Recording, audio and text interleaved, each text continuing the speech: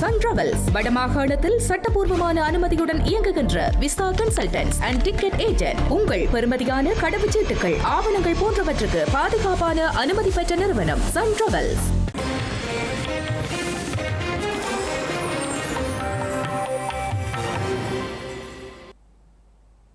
வணக்கம். இது ஐபிசி தமிழின் காலை நேர பிரதான செய்திகள். முதலில் தலைப்புச் செய்திகள்.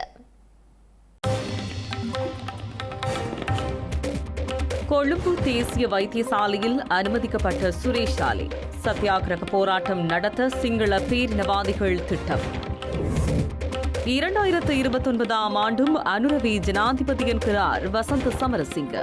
சிலர் ஜனாதிபதியாக கனவு காணுவதாகவும் தெரிவிப்பு. சாவித்ரி போல் ராஜின் கூட்டத்தில் குழப்பம் விளைவித்த பெண், யாழில் சம்பவம். செம்மணியில் தொடர்ந்து மீட்கப்படும் சிறுவர்களின் எலும்புக்கூடுகள். இதுவரை 298 எலும்புக்கூடுகள் மீட்பு.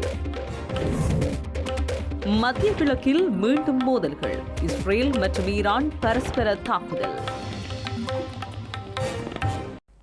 இனி தொடர்பான விரிவான செய்திகள். பயங்கரவாத தடை சட்டத்தின் கீழ் தடுப்பு காவலில் வைக்கப்பட்டுள்ள அரசு புலனாய்வு சேவையின் முன்னாள் பணிப்பாளர் மேஜர் ஜெனரல் சுரேசலே கொழும்பு தேசிய வைத்தியசாலையில் அனுமதிக்கப்பட்டுள்ளதை அடுத்து வைத்தியசாலை மற்றும் அதனை சுற்றியுள்ள பகுதிகளுக்கு விசேட பாதுகாப்பு வழங்கப்பட்டுள்ளது. அதே நேரம் சுரேசலேவிற்கு ஆதரவாக கொழும்பு கோட்டை தொடருந்து நிலையத்திற்கு முன்பாக இன்று திங்கட்கிழமை காலை சத்தியாகிரக போராட்டம் முன்னெடுக்கப்படவுள்ளது. உயிர்த்த ஞாயிறு பயங்கரவாத தாக்குதல் சம்பவம் தொடர்பில் சந்தேகத்தின் பேரில் கைது செய்யப்பட்ட சுரேசலே குற்றப்புலனாய்வு திணைக்களத்தின் தடுப்பு காவலில் வைக்கப்பட்டிருந்தார். தடுப்பு காவலில் இருந்தபோது தாம் மனிதாபிமானமற்ற முறையில் நடத்தப்பட்டதாக குற்றம் சாட்டி அவர் குற்றப்புலனாய்வு திணைக்களத்திற்குள்ளேயே உணவு தவிர்ப்பு போராட்டத்தை மேற்கொண்டதாக தெரிவிக்கப்படுகிறது. இந்த நிலையில் ஏற்பட்ட உடல்நலக்குறைவினால் சுரேசலே நேற்றிரவு கொழும்பு தேசிய வைத்தியசாலையின் அவசர சிகிச்சை பிரிவில் அனுமதிக்கப்பட்டு அங்கு தொடர்ந்து சிகிச்சை பெற்று வருகின்றார். இதனையடுத்து சுரேசலையின் பாதுகாப்பிற்காக குற்றப்புலனாய்வு திணைக்களத்தின் குழு ஒன்றும் காவல்துறை விசேட அதிரடி படையின் பல குழுக்களும் வைத்தியசாலைக்குள்ளும் அதனை சுற்றியுள்ள பகுதிகளிலும் விசேட கடமைகளில் ஈடுபடுத்தப்பட்டுள்ளனர்.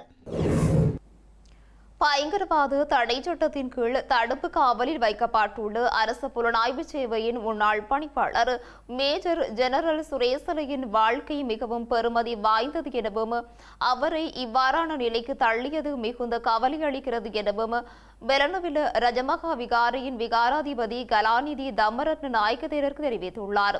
அதற்கு பொறுப்பு கூற வேண்டிய தரப்பினர் உண்மையை உணர்ந்து அவர் தனது குற்றமற்ற நிலையை நிரூபிப்பதற்கான சுதந்திரமான சூழலை ஏற்படுத்த வேண்டும் எனவும் வலியுறுத்தினார்.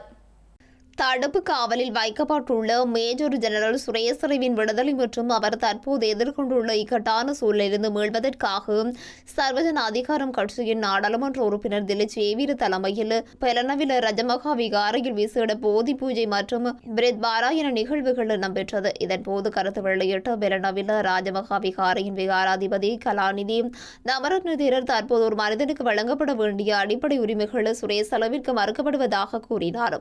நாட்டுக்கு சேவையாற்றிய ஒரு நபர் இன்று குற்றவாளி என தீர்ப்பளிக்கப்படாத நிலையில் சந்தேகத்தின் பேரில் கைது செய்யப்பட்டு துன்புறுத்தலுக்குள்ளான ஒரு சூழலில் வாழ நேரிட்டுள்ளதாக கூறினார். உணவு மற்றும் நீர் அருந்துவதை தவிர்த்து தனது உயிரை மாய்த்துக் கொள்ளும் நிலைக்கு தள்ளப்பட்டுள்ளதாகவும் தெரிவித்துள்ளார். எனவே அதற்கு பொறுப்பு கூற வேண்டிய தரப்பினர் உண்மையை உணர்ந்து அவர் தனது குற்றமற்ற தன்மையை நிரூபிப்பதற்கான சுதந்திரமான சூழலை ஏற்படுத்திக் கொடுக்க வேண்டும் என கூறினார். இலங்கையில் 2029 ஆண்டிலும் ஜனாதிபதியாக அனுரகுமார திசாநாயக்கவே மீண்டும் பதவியேற்பார் என ஸ்ரீலங்கா அமைச்சர் வசந்த சமரசிங்க தெரிவித்துள்ளார். தற்போதைய அரசாங்கம் வீழ்ச்சியடையும் என சில தரப்பினர் எதிர்பார்த்து காத்திருப்பதாகவும் அவர் குறிப்பிட்டுள்ளார். உலகளாவிய நெருக்கடிகள் மற்றும் மத்திய கிழக்கு நாடாளுமன்ற போர்ச்சூழல் காரணமாக எரிசக்தி விநியோகத்தில் சவால்களையும் கப்பல் போக்குவரத்து கட்டண உயர்வுகளையும் அரசாங்கம் எதிர்கொள்ள வேண்டியுள்ளதாக ஸ்ரீலங்கா அமைச்சர் வசந்த சமரசிங்க தெரிவித்துள்ளார். எனினும் அரசாங்கம் நாட்டின் பொருளாதாரத்தை வெற்றிகரமாக நிர்வகித்து வருவதாக சுட்டிக்காட்டினார். நாட்டின் அந்நிய செலவாணி கையிருப்பை $7 பில்லியன் பேணுவதே அரசாங்கத்தின் இலக்காகும் எனவும் உலக வங்கி மூலமாக தற்போதும் நிதி கிடைத்து வருவதாகவும் அவர் குறிப்பிட்டுள்ளார். எதிர்காலத்தில் டாலரின் மதிப்பு அதிகரிக்கும் என்ற எதிர்பார்ப்பில் அதனை முன்கூட்டியே வாங்குவதற்கு ஏற்பட்டுள்ள கேள்வி மற்றும் தேவையை கட்டுப்படுத்துவதற்காக அரசாங்கம் ஒரு தற்காலிக நடவடிக்கையை எடுத்துள்ளதாகவும் தெரிவித்துள்ளார். அதன்படி தனிநபர் வாகனங்களை இறக்குமதி செய்யும் போது விதிக்கப்படும் தேர்வை வரையை 3 மாத காலத்திற்கு உயர்த்துவதற்கு அரசாங்கம் நடவடிக்கை எடுத்துள்ளதாக அவர் குறிப்பிட்டுள்ளார். டாலரின் மதிப்பு 350 ரூபாவை தாண்டிவிடும் என்று சில வங்கிகளும் தனிநபர்களும் வதந்திகளை பரப்பி வந்த போதிலும் தற்போது டாலரின் மதிப்பு 340 தொடக்கம் 345 ரூபாய் என்ற அளவில் ஸ்திரமாக உள்ளதாக அமைச்சர் சுட்டிக்காட்டினார். மீண்டும் ஜனாதிபதியாக வர வேண்டும் என்று கனவு காணும் ஏனைய அரசியல்வாதிகள் முதலில் அத்தகைய கனவுகளை காண்பதற்கு முன்பாக தங்களுக்குள் ஒன்றிணைந்து இருக்க பழக வேண்டும் என தெரிவித்துள்ளார். மேலும் சுற்றுலாத்துறையை மேம்படுத்துவது மற்றும் வெளிநாட்டு பண பரிமாற்றங்களை அதிகரிப்பதனூடாக நாட்டிற்குள் வரும் டாலரின் அளவை மேலும் உயர்த்த அரசாங்கம் திட்டமிட்டுள்ளதாகவும் அமைச்சர் வசந்த் சமரசிங்க குறிப்பிட்டுள்ளார். யாழ்ப்பாணம் உடுவில் பகுதியில் ஸ்ரீலங்கா பெண்கள் மற்றும் சிறுவர்கள் விவகார அமைச்சர் சாவித்திரி போல்ராஜ் தலைமையில் இடம்பெற்ற கூட்டத்தில் பெண் ஒருவரினால் குழப்பம் ஏற்படுத்தப்பட்டுள்ளது. பெண்களின் பிரச்சினைகள் தொடர்பில் கலந்துரையாடலை மேற்கொள்வதாக ஒழுங்கு செய்யப்பட்ட குறித்த நிகழ்விலும் ஸ்ரீலங்கா பெண்கள் மற்றும் சிறுவர்கள் விவகார அமைச்சர் சாவித்திரி போல்ராஜ், கடற்றொழில் அமைச்சர், நாடாளுமன்ற உறுப்பினர்கள், தேசிய மக்கள் சக்தியின் உறுப்பினர்கள் கலந்து கொண்டிருந்தனர். இதன்போது பெண்கள் தொடர்பான பல்வேறு ஒழுக்க விழுமியங்கள், பெண்கள் சிறுவர்களின் பாதுகாப்பு தொடர்பான விடயங்கள் பேசப்பட்டன. குறித்த கலந்துரையாடல் நிறைவடைவதற்காக நன்றி உரை இடம்பெற்றுக் கொண்டிருந்த போது பெண் ஒருவரினால் குழப்பம் விளைவிக்கப்பட்டுள்ளது. பெண்களுடன் கலந்துரையாடல் என தெரிவித்த போதிலும் பிரச்சினைகளை கேட்காது உரையாற்றிவிட்டு செல்வதாக குறித்த கலந்துரையாடலில் தெரிவித்துள்ளனர். அத்துடன் சங்கானை பிரதேச சபை எல்லைக்குள் வசிக்கும் தமக்கும் அரசாங்கத்தினால் அரசு ஊழியர்களாலும் எந்தவித சேவைகளும் கிடைக்காதுதான் புறக்கணிக்கப்படுவதாகவும் தெரிவித்துள்ளார். நாய்கள் காப்பகம் ஒன்றை நடத்தி வருவதாகவும் அதற்கான அனுமதி கோரிய போது பிரதேச சபை அதற்கு அனுமதி மறுத்ததாகவும் அரசாங்கம் தனக்கு அநீதி இழைப்பதாகவும் தெரிவித்துள்ளார். இதனையடுத்து அமைச்சர் சாவித்திரி போல்ராஜ் பெண்களின் பிரச்சினைகள் தொடர்பில் வினவியதுடன் எழுத்து மூலம் விடயங்களை சமர்ப்பிக்குமாறும் பிரச்சினைகள் தொடர்பில் தான் ஆராய்ந்து தீர்வினை வழங்குவதாகவும் குறிப்பிட்டுள்ளார். இது தொடர்பாக நாடாளுமன்ற உறுப்பினர் பவானந்த ராஜாவை சந்தித்து கலந்துரையாடுமாறு கூறியுள்ளார்.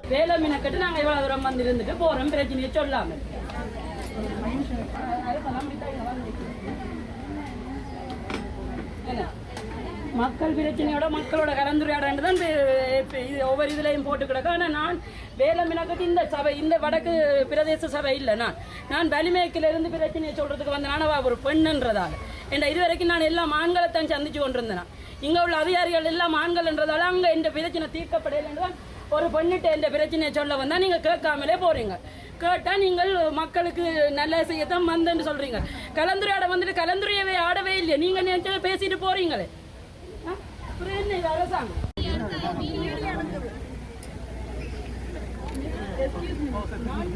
மேற்கு பிரதேச சபையிலிருந்து வாரேன். இப்படி ஒரு விஷயத்தை நான் உங்கள்கிட்ட இதில் பார்த்துட்டு கணவர்கிட்ட கேட்டுட்டு ஒரு பெண்ணுன்றதால இந்த பிரச்சனை உங்கள்கிட்ட தீர்க்கப்படும். ஆனால் கடைசி வரைக்குமே இந்த பிரச்சனை கேட்கப்படும். என்னன்னு சொன்னால் இன்றைக்கு வந்து நீங்கள் அரசாங்கத்தை வந்து நாங்கள் குறை சொல்லல. ஆனால் அரசாங்கத்தை நாங்கள் எதை வச்சு டிசைட் பண்ணுறோம்? அரசு அதிகாரிகளை வச்சு தான் டிசைட் பண்ணுறோம். இங்கே வட மாகாணத்தில் வந்து அரச சேவைகள் வந்து மக்களுக்கு ஒழுங்காக கிடைக்கிறதில்ல. எல்லாருமே அதிகாரத்தை துஷ்பிரயோகம் பண்ணுறாங்க. எந்த பிரச்சனை இங்கே உள்ள அதிகாரிகளுக்கும் தெரியும். அத்தனை பாராளுமன்ற உறுப்பினர்களுக்கு தீர்க்கப்படையில கேவலம் என்னன்னு சொன்னால், நான் ஒரு சமூக சேவை செய்கிறேன். ஒரு தெரு நாய்கள் 50 பேரை தத்தெடுத்து வளர்க்குறேன்ன்றத காரணம் காட்டியே இன்றைக்கு என்ன அதிகார துஷ்பிரயோகம் பண்ணி கொண்டிருக்கிறாங்க. நான் ஒரு பெண், நான் 2 வருஷமா மெனசெல கூடம் இல்லாமல் வாழ்ந்து கொண்டிருக்கிறேன். மெனசெல கூடம் நீங்கள் கட்டித்தர வேண்டாம். நான் கட்டுறேன்னு எனக்கு அனுமதி தான் கொண்டு கட்டுறேன். அனுமதி தெரியல. அதே நேரம் காவல் நிலையத்துக்கு போய் ஒரு பிரச்சனை தொடர்பாக முறைப்பாடு சொன்னால் இன்னும் 1 மணி அளவு இன்னும் கணவரையும் நாங்கள் அதிகாரமாக கலைக்கிறோம்ட்டு பிடிச்சிருத்திட்டாங்க. இன்றைக்கு மக்கள் சந்திப்புகளை நாங்கள் ஒவ்வொரு முறையும் நீங்கள் எங்களுக்கு நல்லது செய்வீங்களா ஒவ்வொரு மக்கள் சந்திப்புலையும் நாங்கள் மக்கள்கிட்ட உங்களோட அதிகாரிகள்கிட்ட ஓடி வந்தால் அங்கே சிசிடிவி இல்லை. இல்லை, எனக்கு கோபம் வந்துடுது. என்னன்னு சொன்னால் நீங்கள் மக்கள் உரையாடலன்னு மட்டக்களப்பு வெள்ளாவளி பிரதேசத்தில் உள்ளூர் தயாரிப்பு துப்பாக்கியுடன் ஒருவர் நேற்றிரவு கைது செய்யப்பட்டுள்ளார். காவல்துறையினருக்கு கிடைத்த தகவல் ஒன்றை அடுத்து நேற்றிரவு வெள்ளாவளி திக்கோட்டை சிவரண்டிய பிரதேசத்தில் வீடு ஒன்றை சுற்றி வளைத்து சோதனையிட்ட போது அங்கு மறைத்து வைக்கப்பட்டிருந்த உள்ளூர் தயாரிப்பு துப்பாக்கி ஒன்றை மீட்டதுடன் வீட்டின் உரிமையாளரை கைது செய்தனர். இதில் கைது செய்யப்பட்டவரை இன்று திங்கட்கிழமை நீதிமன்றத்தில் முன்னிலைப்படுத்த நடவடிக்கை எடுக்கப்பட்டுள்ளது. செம்மணி மனித புதைகுழியிலிருந்து நேற்று ஞாயிற்றுக்கிழமை 2 சிறுவர்களுடைய எண்புக்கூடுகள் உள்ளடங்கலாக 8 எண்புக்கூடுகள் அகழ்ந்தெடுக்கப்பட்டுள்ளன. செம்மணி மனித புதைகுழியில் 3ஆம் கட்ட அகழ்வு பணியின் 18ஆம் நாள் அகழ்வு பணிகள் நேற்றைய தினம் ஞாயிற்றுக்கிழமை நடைபெற்றது. இதன்போது 6 எண்புக்கூடு தொகுதிகள் அடையாளம் காணப்பட்டுள்ள நிலையில் ஏற்கனவே அடையாளம் காணப்பட்டு சிறுவர்களுடைய 2 எண்புக்கூடுகள் உட்பட 8 எண்புக்கூடுகள் அகழ்ந்தெடுக்கப்பட்டுள்ளன. செம்மணி மனித புதைகுழியில் இதுவரை 298 எண்புக்கூடுகள் முற்றாக அகழ்ந்தெடுக்கப்பட்டுள்ளன. கடந்த சில நாட்களாக செம்மணி மனித புதைகுழியில் இருந்து சிறுவர்களின் எண்புக்கூடுகள் தொடர்ச்சியாக மீட்கப்பட்டு வருகின்றமை குறிப்பிடத்தக்கது. ஹோரணி பகுதியில் உள்ள அரசு வங்கியொன்றில் 30.5 மில்லியன் ரூபாய் பணம் கொள்ளையிடப்பட்ட சம்பவம் தொடர்பான பல முக்கிய விவரங்களை காவல்துறையினர் வெளியிட்டுள்ளனர். ஹோரணை வங்கி கொள்ளை சம்பவம் தொடர்பில் கைது செய்யப்பட்டு விசாரணைக்கு உட்படுத்தப்பட்டு வரும் வங்கியின் உதவி முகாமையாளர் வங்கி வளாகத்திற்கு அழைத்துச் செல்லப்பட்டு வாக்குமூலம் பெற்றுக் கொள்ளப்பட்டது. சந்தேக நபரான உதவி வங்கி முகாமையாளர் பல்வேறு பெண்களிடமிருந்து வட்டிக்கு கடன் பெற்ற நிலையில் அதற்கான வட்டி தொகையை செலுத்துவதற்காகவே வங்கியிலிருந்து பணத்தை கொள்ளையிட்டுள்ளதாக விசாரணைகளில் தெரிய வந்துள்ளது. அவர் அவ்வாறு பெற்ற பணத்தை ரத்தினங்கள் போன்று பல்வேறு தொழில்களில் முதலீடு செய்துள்ளமையும் வெளிச்சத்திற்கு வந்துள்ளது.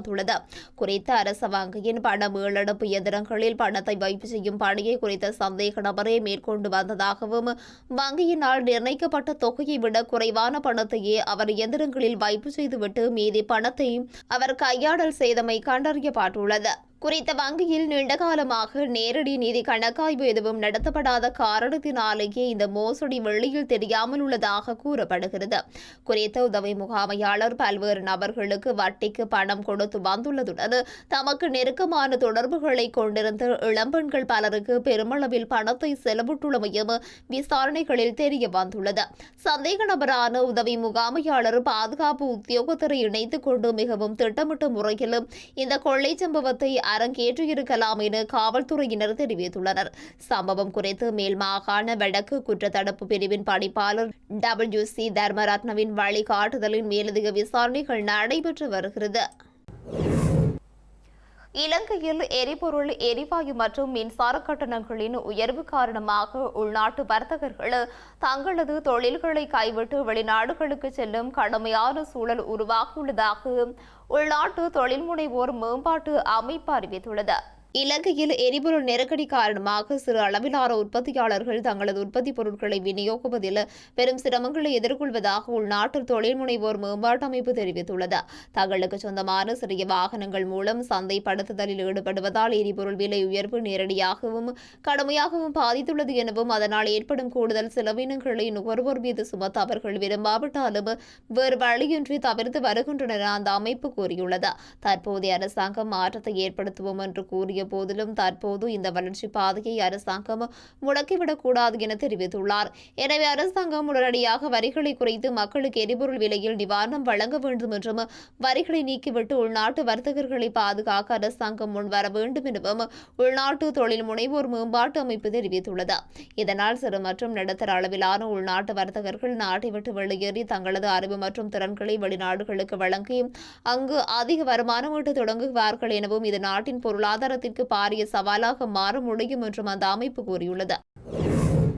தமிழ்நாட்டில் பெண்களின் பாதுகாப்பில் கூடுதல் கவனம் செலுத்தும் வகையில் புதிதாக உருவாக்கப்பட்ட சிறப்பு காவல் படை திட்டமான சிங்கப்பெண் சிறப்பு அதிரடிப்படையின் ஆரம்ப நிகழ்வு நாளை இடம்பெறவுள்ளதாக தெரிவிக்கப்பட்டுள்ளது.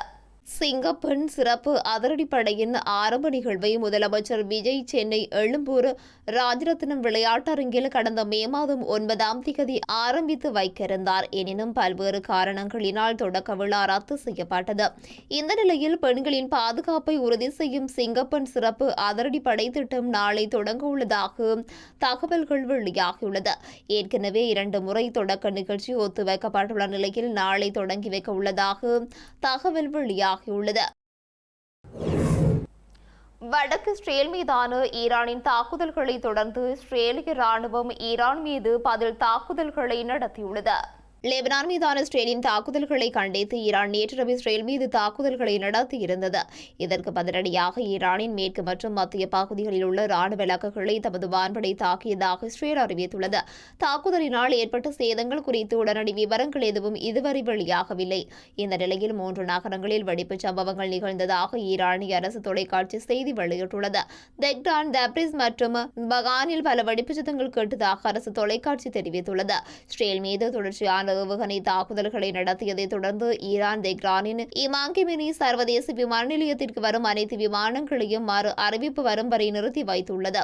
ஈரானின் தாக்குதலுக்கு பதிலடி கொடுக்க வேண்டாம் என இஸ்ரேல் பிரதமரிடம் அமெரிக்க ஜனாதிபதி கோரிக்கை விடுத்திருந்த போதிலும் அதனை மீறி இஸ்ரேல் தாக்குதல் நடத்தியுள்ளது. செய்திகளின் நிறைவாக மீண்டும் தலைப்புச் செய்திகள். கொழும்பு தேசிய வைத்தியசாலையில் அனுமதிக்கப்பட்ட சுரேஷ் சாலை சத்தியாகிரக போராட்டம் நடத்த சிங்கள பேரினவாதிகள் திட்டம். 2029 ஆண்டும் அனுரவி ஜனாதிபதி என்கிறார் வசந்த சமரசிங்க. சிலர் ஜனாதிபதியாக கனவு காணுவதாகவும் தெரிவிப்பு. சாவித்ரி போல் ராஜின் கூட்டத்தில் குழப்பம் விளைவித்த பெண் யாழில் சம்பவம். செம்மணியில் தொடர்ந்து மீட்கப்படும் சிறுவர்களின் எலும்புக்கூடுகள். இதுவரை 298 எலும்புக்கூடுகள் மீட்பு. மத்திய கிழக்கில் மீண்டும் மோதல்கள். இஸ்ரேல் மற்றும் ஈரான் பரஸ்பர தாக்குதல். இத்துடன் ஐபிசி தமிழின் காலை நேர பிரதான செய்திகள் நிறைவு பெற்றன. உடனுக்குடன் செய்திகளை அறிந்து கொள்ள ibctamil.com என்ற எமது இணையதளத்தினை பார்வையிடுங்கள். வணக்கம்.